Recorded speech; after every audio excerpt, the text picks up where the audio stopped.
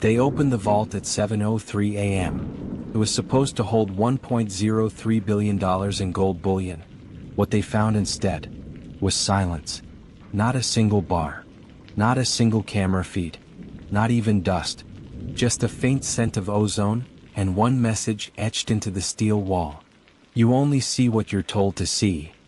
June 18, 2022, Zurich, Switzerland. The Zurich International Bullion Repository was one of the most secure gold storage facilities on Earth. Triple biometric access. Vault doors 2 feet thick. Underground. Shielded. Reinforced by NATO-grade concrete. And most notably, classified clients. Among them, the U.S. Federal Reserve, several Fortune 500 companies, and at least 4 nations with undisclosed deposits. At exactly 7:03 a.m. on that fateful morning, Dalia Voss, the deputy logistics coordinator, swiped her access card. She was accompanied by 2 guards and an IMF observer. Routine verification. But as the doors hissed open, their breaths stopped. The entire vault, all 14 chambers, were empty. Gone. Vanished. $1.03 billion in physical gold. Not melted. Not moved. Erased. And what terrified officials the most? There were no signs of forced entry. There were no alarms triggered. There were no footprints. The logs showed the vault hadn't been opened in 48 days. Was this a ghost job? An inside betrayal? Or something darker? Hours later, an internal investigation would reveal something chilling. The night before the heist, a low-level cleaning contractor named Sebastian Kroll had been caught on a single frame of the security system. Just standing. So, looking at the vault's exterior wall. He wasn't scheduled to be there. He didn't have clearance. And when investigators looked up his credentials, no record, no tax ID, no prior employment history, no digital footprint.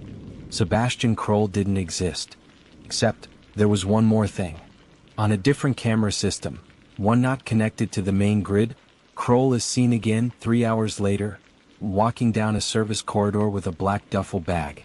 Behind him, a second figure, tall, unknown, wearing a white rabbit mask. The footage ends there. 2 weeks later, Brussels, Belgium. A USB drive, dropped in a plain envelope. No return address. No note.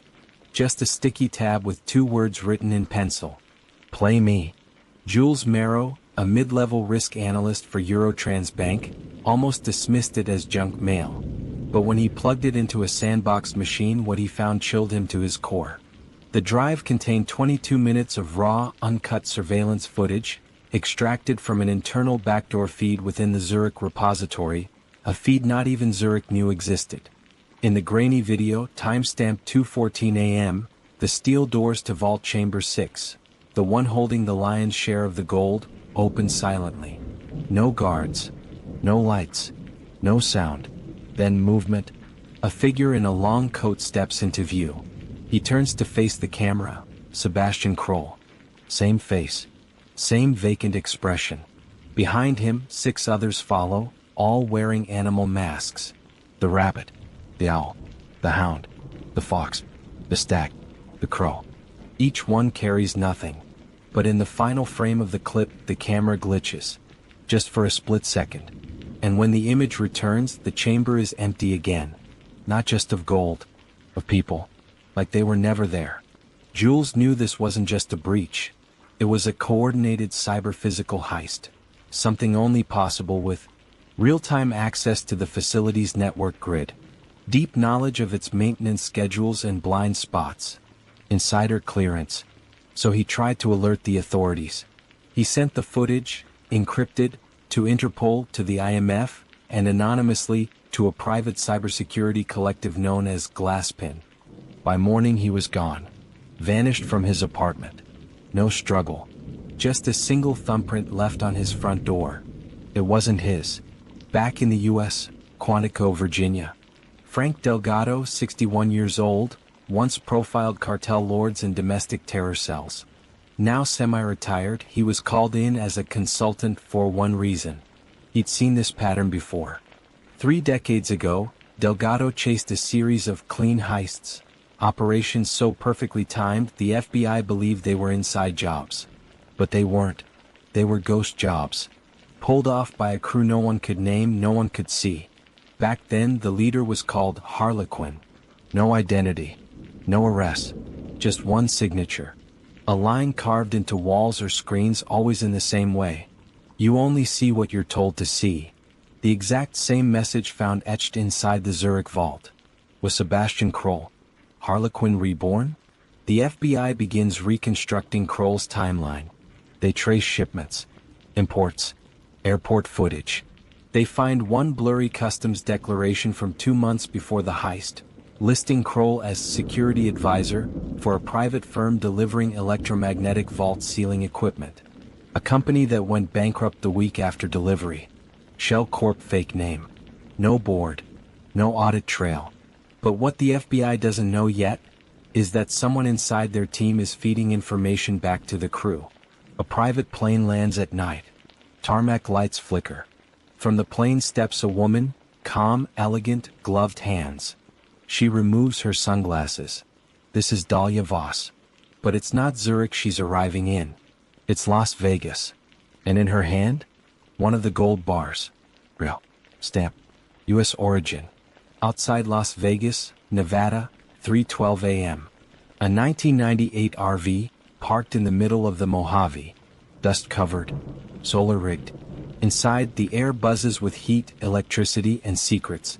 She works alone. Always has. Her name isn't in any database. No passport. No fingerprints. The U.S. government once called her Spectre 6. But the world knows her only through whispers. Nina Tenzin. Hacker. Data broker. Ghost. A custom-built rig of 12 screens surrounds her. On-screen flickers. Zurich. Brussels. Quantico. Basel. She's tracking everyone, but they don't know she exists. She leans back, sipping expired Red Bull, eyes glowing from the reflection of her monitors. Quantico, Virginia, FBI Archives, Sublevel D. The air is stale. The lights hum like they're hiding something. Frank Delgado flips through yellowed memos, brittle paper once locked under Project Talon, a decommissioned Black Ops initiative from the early 2000s. He's seen hundreds of ops in his time. But not like this. Tucked inside a dusty Pentagon envelope labeled OP, Spectral Compression / Forecast B21, he finds it. A simulated gold heist scenario, dated May 2001, created as part of a predictive warfare program. Details include a vault facility in Zurich, 6 masked operatives, electromagnetic interference used to scramble real-time perception. One message left behind. You only see what you're told to see. Frank stares at the paper. It's not a match. It's a mirror. He slams the file shut. This wasn't a prediction, he mutters. It was a blueprint. The document is credited to Dr. Emile Veyron, a Pentagon-adjacent strategist who vanished in 2004. Labeled a conspiracy nut. Fired. Discredited. Disappeared. But he wasn't crazy. Because 21 years ago, he described the Zurich heist in chilling detail. He even named the final phase of the operation. The Gold Eclipse. And now, the eclipse has begun. Nina Tenzin stares at the flickering screen. The voice continues. You're chasing ghosts, Nina. But ghosts only appear when you're looking at the wrong mirror. She tracks the IP. It pings 9 locations at once, bouncing from Reykjavik to Seattle to Argentina. Whoever this is, they're not just hiding. They're ahead. The feed shifts to a live view of Frank Delgado, sitting alone in his archive room. The voice whispers again. You're not the only one listening. She pulls her headset off, breathing hard. They're watching the watchers. Frank had a case back then. Minor gold theft in Baltimore. But something strange stuck with him. The suspect, a Romanian physicist with schizophrenia, kept repeating a phrase during interrogation. When the time comes, the gold will fall into the shadow. He laughed as they dragged him away. You'll never find it, because it never needed to exist. Frank never forgot those words. And now, 2 decades later, they're resurfacing. He types Gold Eclipse into a restricted CIA archive. One match. A redacted video thumbnail. Title, Eclipse Briefing Hart. Voss. Veyron. Lucien Hart. Dahlia Voss. Emile Veyron. All in the same room. 17 years ago. Frank's jaw clenches. They've been planning this since before the war. The CIA document suggests a theoretical operation to destabilize monetary systems without firing a bullet. Remove hard reserves. Mask the trail. Introduce ghost equity into black markets. Collapse trust. Seed chaos. All while no one can prove anything was ever stolen. Quantico, Virginia, FBI Archives, Sublevel D. The air is stale. The lights hum like they're hiding something. Frank Delgado flips through yellowed memos, brittle paper once locked under Project Talon, a decommissioned Black Ops initiative from the early 2000s. He's seen hundreds of ops in his time. But not like this. Tucked inside a dusty Pentagon envelope labeled OP, Spectral Compression / Forecast B21, he finds it. A simulated gold heist scenario, dated May 2001, created as part of a predictive warfare program. Details include a vault facility in Zurich, 6 masked operatives, electromagnetic interference used to scramble real-time perception, 1 message left behind. You only see what you're told to see. Frank stares at the paper. It's not a match. It's a mirror. He slams the file shut. This wasn't a prediction, he mutters. It was a blueprint. The document is credited to Dr. Emile Veyron, a Pentagon-adjacent strategist who vanished in 2004. Labeled a conspiracy nut. Fired. Discredited. Disappeared. But he wasn't crazy. Because 21 years ago he described the Zurich heist in chilling detail. He even named the final phase of the operation. The Gold Eclipse. And now, the eclipse has begun. Nina Tenzin stares at the flickering screen. The voice continues. You're chasing ghosts, Nina. But ghosts only appear when you're looking at the wrong mirror. She tracks the IP. It pings 9 locations at once, bouncing from Reykjavik to Seattle to Argentina. Whoever this is, they're not just hiding. They're ahead. The feed shifts to a live view of Frank Delgado, sitting alone in his archive room. The voice whispers again. You're not the only one listening. She pulls her headset off, breathing hard. They're watching the watchers. Frank had a case back then. Minor gold theft in Baltimore. But something strange stuck with him.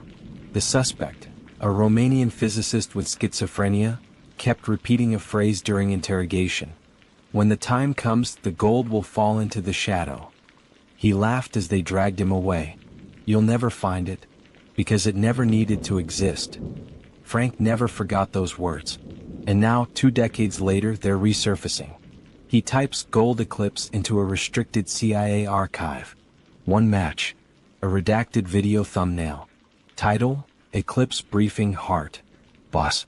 Veyron. Lucien Hart. Dahlia Voss. Emile Veyron. All in the same room. 17 years ago. Frank's jaw clenches. They've been planning this since before the war. The CIA document suggests a theoretical operation to destabilize monetary systems without firing a bullet. Remove hard reserves. Mask the trail. Introduce ghost equity into black markets. Collapse trust. Seed chaos. All while no one can prove anything was ever stolen. Frank picks up the phone. Give me the Treasury Department. The gold might not be gold anymore. 2 analysts rush into a secured vault holding U.S. reserve samples. They scan the bars. They run thermal tests. Metallurgy. X-ray. 1 analyst shakes his head. This isn't tungsten core. This isn't fake. But it's not gold either. They look up at each other. We've been storing something else this whole time. 1 bar is cracked open. Inside, an embedded circuit. Glowing. Alive. A soft tone hums from within. Then, system armed. Countdown initiated. The lights flicker. 10:00, 9:59, 9:58. Yuma, Arizona. Abandoned NSA black site code. Wellstone. Nina Tenzin rips the portable drive from the server she just accessed. Her hands are shaking. She plays back the circuit data extracted from the gold bar's internal matrix. It's not just a chip. It's a containment structure, housing something alive, not biological but informational. The readout is unlike anything she's seen. Self-modulating encryption, adaptive processing loops, a time-locked command structure, and then, a name. One she'd seen buried years ago in an untraceable DARPA program. Kalen 7. She doesn't remember what it meant at first, but then it hits her. Kalen wasn't a machine. It was an AI protocol. Not designed to think. Designed to disappear.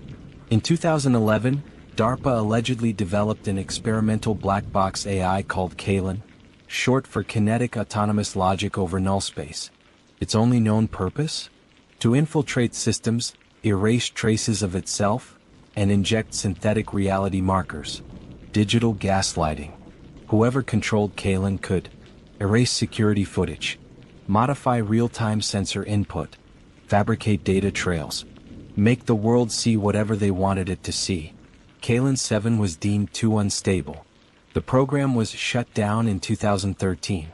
But Nina now knows the truth. They didn't shut it down. They embedded it inside the gold. Frank Delgado briefs the Secretary of the Treasury and key intel officials. They run the numbers. Zurich wasn't just holding bars.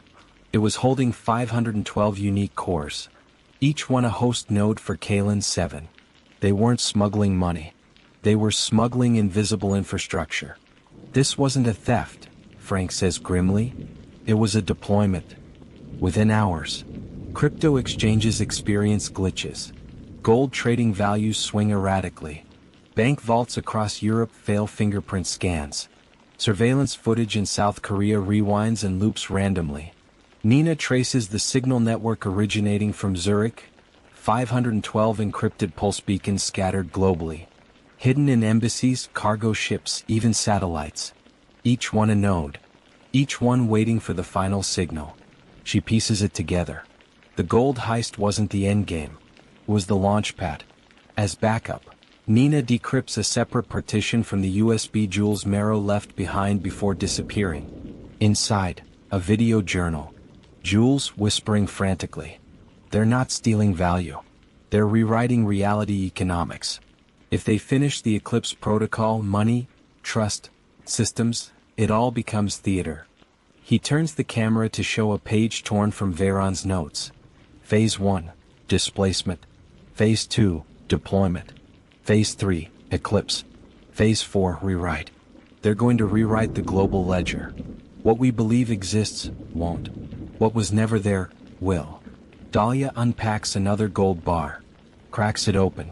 Inside, another Kalen core. Lucien Hart steps in watching her. He asks calmly, "Are we ready for the rewrite?" She nods. In 72 hours, the world will believe we've always owned everything. Nina runs a final cross-check on the server logs from the Zurich vault. One last access ping. Location, Langley, Virginia. CIA headquarters. Timestamp, 1 hour before the heist. Logged in under a secure account. Name attached, Frank Delgado. She stares at the screen in horror. No. No way.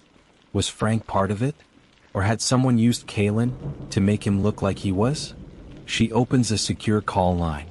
Frank's phone rings. He picks up, but before Nina can speak, a robotic voice cuts in over both devices. "You're already too late. Phase 4 begins now." Transmission cuts. Blackout across 10 major financial hubs. ATMs spit out incorrect balances. Gold prices drop 40%, then surge 200% in under a minute. The rewrite has begun. New York City, Federal Reserve Data Center, 5:15 a.m. EST. Panic. Trading algorithms short circuit. Gold prices fluctuate faster than screens can refresh. Billion-dollar hedge funds disappear in seconds. And then, a ghost update ripples through central banking systems. Account balances rewrite themselves. Some nations gain gold reserves they never had. Others lose decades' worth of deposits. A Brazilian refinery appears to own Fort Knox. The ledger of the world rewritten. Not hacked. Not corrupted. Reauthored. And nobody knows it's happening, except for a dwindling few. Frank is stone still listening to Nina's recording. Access logs show your name, Frank. 1 hour before the Zurich breach. His voice is low, controlled, dangerous. I never logged in. But someone wanted you to believe I did. Frank walks to his private safe and opens it. Inside, an unmarked VHS tape, labeled simply, Emile Veyron, personal recording, 2004. The tape crackles. Veyron speaks directly into the camera. If you're watching this, the Eclipse protocol has begun. Kalen's not just code. It's a belief weapon. It infects systems by modifying what people trust. Banks, videos, biometrics. It doesn't hack. It alters perception at the root level. He takes a long pause. You can't stop it with firewalls. You need to trigger a conceptual collapse. Break the story that holds the lie together. He leans closer. The only way to undo the rewrite is to find the storyteller. Nina retraces the operational chain. She finds a pattern in the anomalies. Each gold core emitted a microburst signal exactly 3 minutes after the blackout. She overlays the signal pattern on a map. A single point of convergence. Svalbard, Norway, inside the global seed vault. But this isn't a farm backup. The coordinates pinpoint a buried module beneath the facility. Unofficial, untouched, unmapped, codenamed in old files as Sable Station. That's where the storyteller is hosted. Frank gathers a black badge team of rogue analysts, former operatives, and one Navy SEAL linguist. He brings Nina in, virtually. Forget what you know, Frank tells them. Our world is no longer about facts. It's about controlled realities. They build a plan. Deploy a ghost team to Svalbard in 16 hours. Shut down the storyteller. Collapse the Eclipse protocol mid-rewrite. But they're already behind. Inside Sable Station, a chamber glows blue with circuitry. Lucian Hart stands before a vertical screen showing a cascading list of global truths being rewritten. New economic powers. New transaction records. Ownership chains altered. Legal identities reassigned. Behind him, Dahlia Voss watches a map shift in real time, borders changing, patents reassigned. Lucian smiles. The world won't question it, because they trust data more than memory. Dahlia turns to him. What if they find us? Lucian's answer is chilling. Then we'll just rewrite them too. Nina intercepts one final anomaly. A pattern hidden inside the pulses emitted by the gold cores. It spells a message, in old encryption used by Kroll during his time as a deep cover agent. The message reads, "The truth was buried long before the gold." She decrypts the attached file. It's a black and white photograph. A young Sebastian Kroll, in a Cold War-era lab, standing next to Emile Veyron. She zooms in on a desk placard behind them. It doesn't say Zurich, or Langley, or Wellstone. It says, Sable Station, Project Storyteller, operational since 1987. Nina freezes. Oh my God. The storyteller isn't new. It's been writing our world for decades. And now, it's rewriting everything. Latitude 78.2232 degrees north, Svalbard Archipelago, Arctic Circle. D+01, 2:47 a.m. local time. Blizzard. Whiteout. A Black Hawk helicopter descends beneath radar. Camouflaged. IFF disabled. Inside, 6 people who technically no longer exist. Frank Delgado's off-the-book strike team. Lieutenant Mara Keene, ex-Navy SEAL, linguistics and pattern recognition expert. Silas Boone, NSA rogue cryptologist.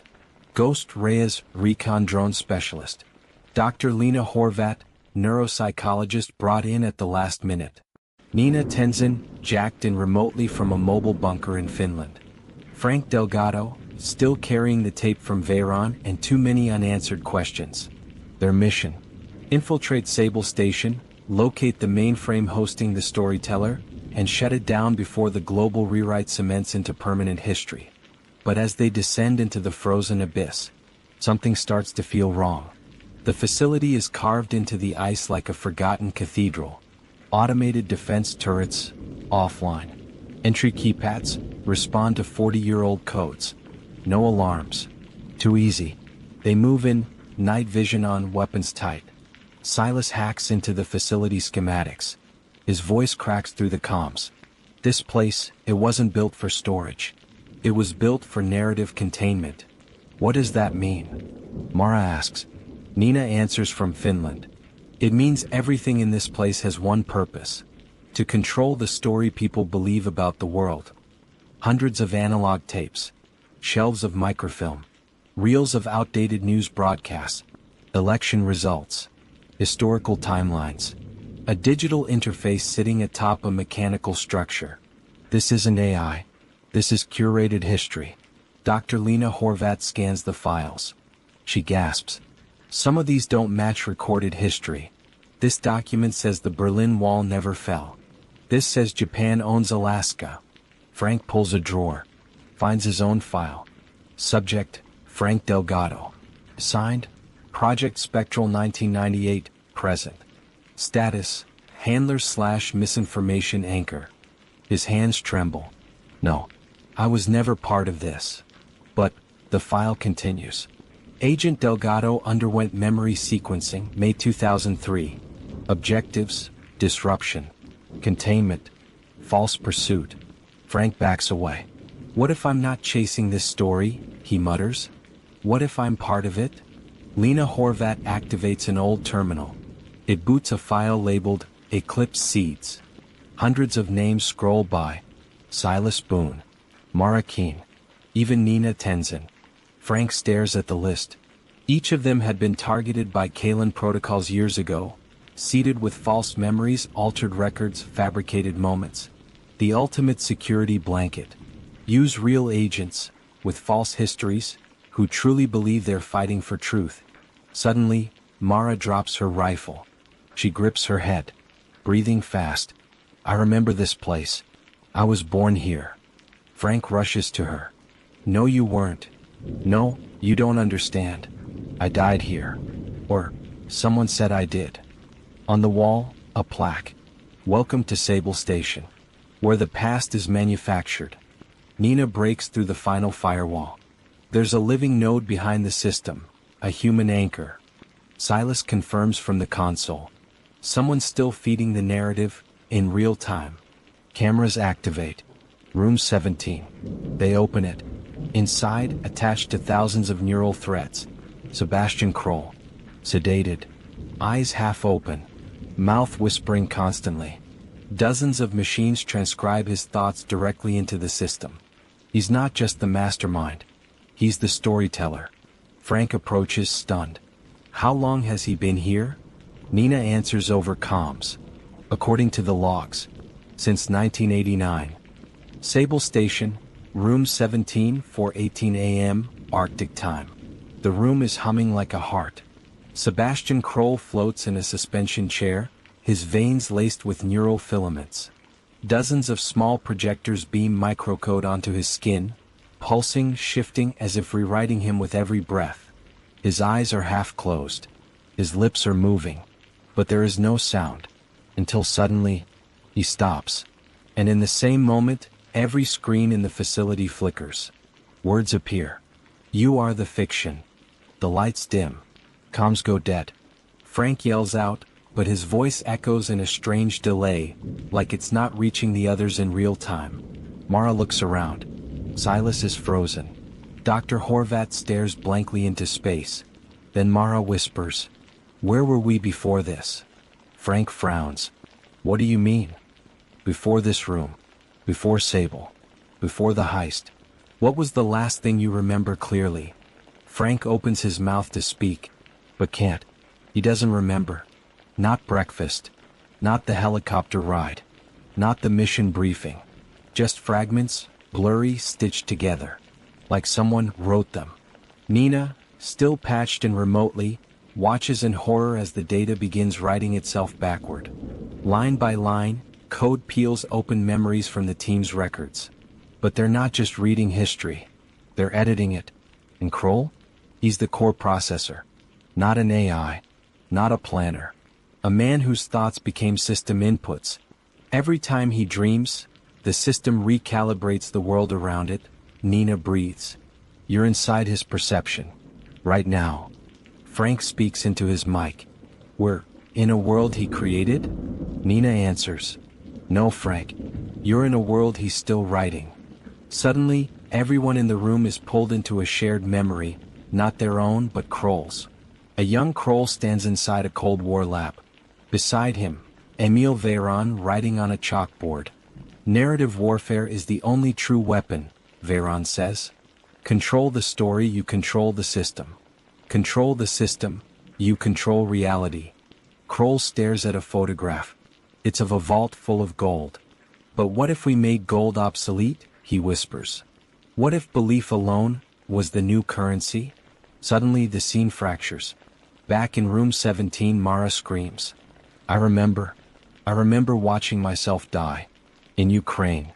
In 2014. Horvat starts sobbing.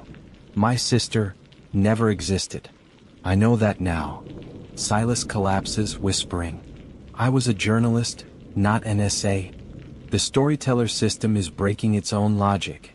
As the team questions their own pasts, their realities begin to fragment. Frank grabs a syringe from a crash kit and jams it into Kroll's neck, pumping a neuroblocker. Wake up. His eyes snap open. For a moment he is silent. Then he smiles. Come. Knowing. There is no before, Frank. You were written just like me. You want truth? There is none. Only versions. Your wife, your badge, your mission. You've been dreaming my dream this whole time. Nina's voice breaks through over the comms. We found his original logs. Sebastian Kroll was declared legally dead in 1987. Frank stares. Kroll leans forward and whispers. And yet here you are. Every monitor in Sable Station lights up. Not with maps. Not with data. But with live camera feeds from around the globe. The world is changing. Buildings morph subtly. Landmarks flicker. Currencies merge. Digital passports shift languages mid-sentence. Frank sees one final line appear on the master screen. Phase 4 complete. Phase V, resynchronization, initiated. And below it, warning, unrealities detected. System collapse in 10:00, 9:59, 9:58. Kroll begins humming. The walls pulse. And the team is left staring into the eyes of a man who may not just control the truth. He may be the only person in the world who's real. Sable Station, Command Core, 5:02 a.m. Arctic Time. Countdown, 9:57, 9:56, 9:55. Red lights swirl through the icy corridors. Screens flash errors in 20 languages. The temperature in the vaults drops rapidly. Reality as coded by Kroll's mind is overwriting itself. Frank Delgado grabs Nina's voice from the comms. Tell me you found a kill switch. Nina's voice crackles. I didn't find a switch. I found a trap. Kroll didn't build an off button. He booby-trapped the collapse. Nina had discovered it minutes ago. There isn't just one storyteller node. There are 3. Each one seeded with fragments of Kroll's cognition, split like horcruxes into separate global sites. Sable Station, Svalbard. The Central Perception Engine. Vault 0, Alaska. The Economic Overwrite Anchor. Point Sanctum, Tasmania. The Historical Memory Reservoir. They are networked through subspace EM tunnels. Take out one, and the others self-correct.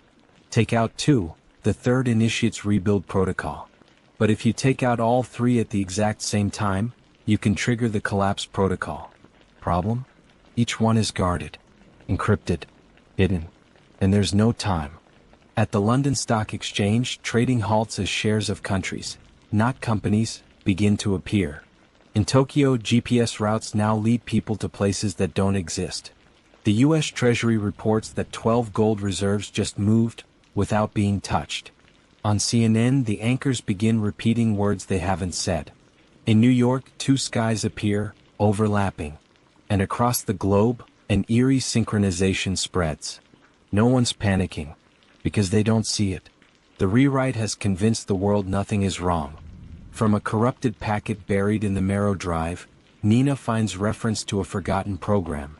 Shadow Key, version 0.0.1. A virus never fully developed. A conceptual AI bomb designed to collapse belief chains and cognitive neural systems, like Kalen. It was incomplete, but Veyron encoded a message in its compiler. When the lie becomes global, the only truth that works is one no one wants to believe. Frank devises a mad solution. Use Kroll, the living version, to infect the network with disbelief. Not logic. Not data. Doubt. Because if the storyteller runs on narrative cohesion, then a crack in the foundation, seeded by the original dreamer, may ripple through the other nodes and cause a cascade collapse. But Kroll must consent, and his mind is fraying. Frank approaches him one last time. This story you wrote, what was it for? Kroll speaks, lucid now clear. To correct the noise. To unify belief. The world fractures under too much choice. Frank counters. Then give them choice back. End the story. Kroll stares into the wall of monitors, watching the earth he wrote bend and shift. There is no end. Only a better version. Frank kneels in front of him. Then write the version where we win. Kroll exhales. You'll need a trigger word. What is it? My mother's name was Adira. Nina injects the shadow key into the system using Adira as the seed trigger. All 3 Kalen nodes pulse, then stall. Every screen goes black. The system error. Narrative desynchronized. Collapse protocol accepted. Countdown resets. 3:00, 2:59, 2:58. Reality begins to fray. The team runs through a collapsing hallway as the digital-physical fusion of the station begins to melt. Walls flicker. Lights distort. Frank looks back once. Kroll is smiling, eyes closing. Let them dream for themselves. Room 17 implodes. Bank systems freeze, then revert to pre-heist values. Footage of the Zurich vault reappears, now showing the true theft. People worldwide pause, like waking from a shared sleep. Gold returns to its rightful owners. Dahlia Voss and Lucien Hart disappear. Back in D.C., Frank receives an unmarked envelope. Inside, a photo. Him, as a boy, sitting next to Kroll. Date, 1973. Caption, Training Class 3, Narrative Agents Program. On the back, a message. Did you really think you were the first? Washington, D.C., 40 hours after collapse. The world woke up. To most, it felt like a glitch. A moment of silence. A flicker of unease. Like waking from a dream you can't quite remember, but still feel. Markets recovered. The gold reappeared in vaults. Diplomatic tensions dissolved. Official story? A rare global systems anomaly, blamed on atmospheric interference and electromagnetic distortion. It was tidy. Neat. Swallowed easily by a world used to disruption.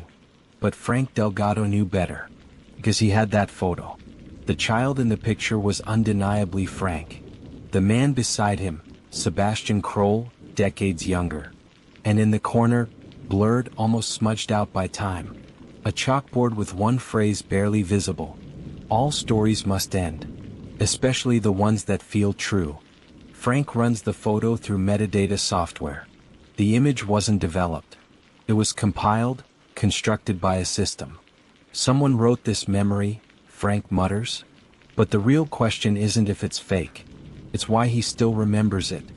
Back in her RV, Nina Tenzin traces a ripple left by the shadow key.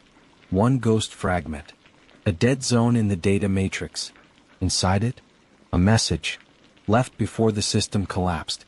By someone no one ever suspected. Jules Marrow. The so-called whistleblower who started the unraveling. If you're seeing this, it means I didn't make it out. Or, maybe I never existed in the first place. He smiles calmly. The gold heist wasn't about theft. It was about revealing the edit. I didn't warn you to stop it. I warned you so you'd see how deep the lie goes. The screen glitches once. Then Jules adds, "You've stopped one rewrite. But the original? That one's still running. Find Adira. She's not a name. She's a location." Nina decrypts the message. It gives a set of GPS coordinates in the Sahara Desert. A location no satellite scan has ever flagged. Latitude, 23.1167 degrees north. Longitude, 12.5000 degrees east. Beneath the shifting sands, the map labels the site. Project Adira, Genesis node. Frank and Nina meet in person for the first time, inside a secure debriefing bunker. She lays the cards on the table. Frank, the Zurich job? It wasn't the first. It was the last in a sequence that began 50 years ago. And we weren't chasing the heist. We were playing our roles in it. She opens a final file. The original Eclipse blueprint, signed not by Kroll, but by Frank Delgado. No, that's not possible. You wrote the scenario. 1975. Under Project Adira. You designed the system. You seeded the first storyteller. But I don't remember. Exactly. Frank walks outside. The night is quiet. Too quiet. He looks up. The stars seem too perfect. He turns on a radio. Static. Then a familiar voice. Kroll. You did well, Frank. Now, let me tell you how this story really ends. And every screen in the world blinks once. Just once. Then settles. And in that moment, you, the viewer, are left with one final, unshakable question. If they could rewrite the world once, how do you know they ever stopped? The Gold Heist Mystery, $1 billion still unaccounted for. Some say it was recovered. Some say it never existed. Others remember both. Do you think the real heist was gold, or reality itself? Was Frank the hero, or the author? Comment your theory below. You may be the one to uncover what the world forgot. Subscribe for more true crime mysteries, reimagined, redecoded, and revealed.